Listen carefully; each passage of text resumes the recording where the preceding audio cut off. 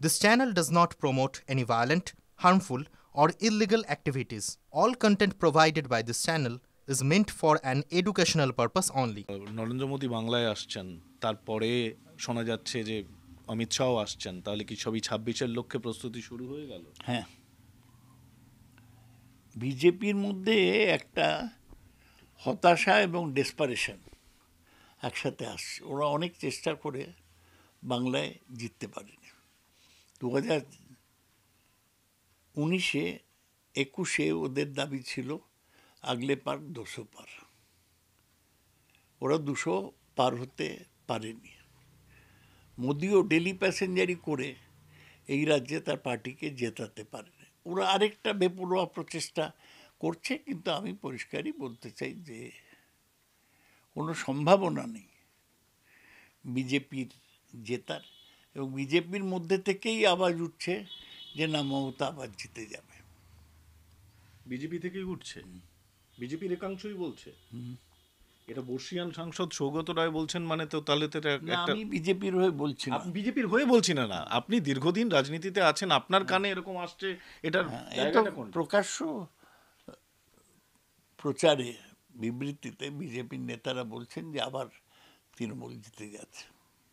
বলছি যে নীতি আয়োগের অনুষ্ঠানে মুখ্যমন্ত্রী গেলেন না আজকে। ঠিক করেছেন।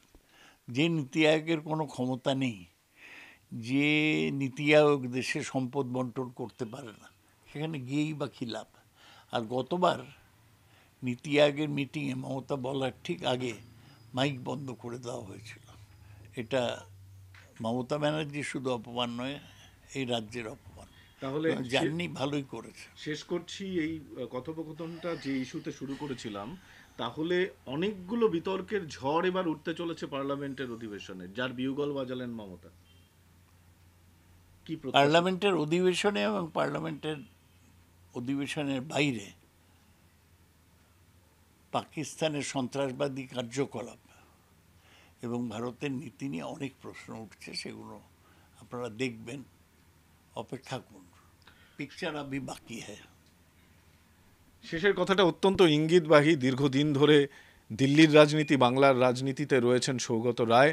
যে দাবি তুলেছেন মমতা বন্দ্যোপাধ্যায় বিশেষ অধিবেশনে, যে বিভিন্ন প্রশ্ন উঠে আসতে পারে সেই অধিবেশনে ঝড় উঠতে পারে বিরোধীদের তোলা প্রশ্নে, তারই কিন্তু ইঙ্গিত পাওয়া গেল সৌগত রায়ের ইঙ্গিতপূর্ণ মন্তব্যেও।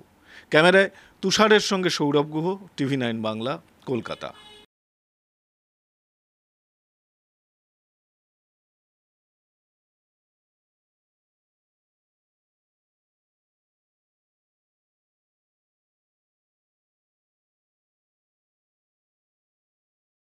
ক্লাস 10 ও ক্লাস 12 এর পরীক্ষা শেষ, রেজাল্ট আউট। এরপর কি পড়বেন, কোথায় পড়বেন? সুলুক সন্ধান এখন হাতের মুঠোয়। TV9 বাংলা এডুকেশন এক্সপো 2025, কলকাতার সবচেয়ে বড় এডুকেশন এক্সপো। ডিগ্রি না ডিপ্লোমা, কোন কোর্স করবেন, কিভাবে প্ল্যান করবেন নিজের ক্যারিয়ার, সব প্রশ্নের উত্তর একটাই। TV9 Bangla education expo. একই ছাদের তলায় থাকছে নামকরা সব ইঞ্জিনিয়ারিং কলেজ, বিশ্ববিদ্যালয়, মেডিকেল ও ম্যানেজমেন্ট ইনস্টিটিউশন।